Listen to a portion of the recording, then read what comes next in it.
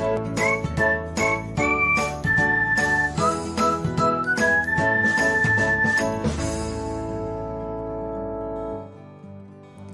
everyone, welcome back to another episode of Technologyglance.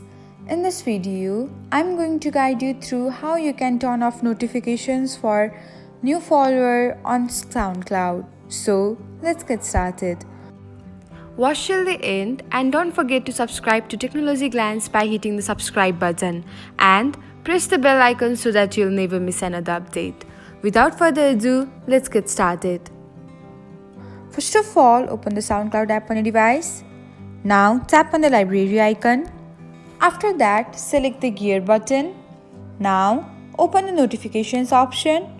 Here, you will see a toggle button beside the new follower.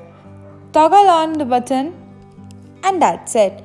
Now, SoundCloud will not send a notification for a new follower. Thanks for watching. If you found this guide helpful, we will love it if you hit the thumbs up button below. We upload great new tech tutorials like this one every day. So, don't forget to subscribe to our channel and hit the bell icon to get an update as soon as we post a video.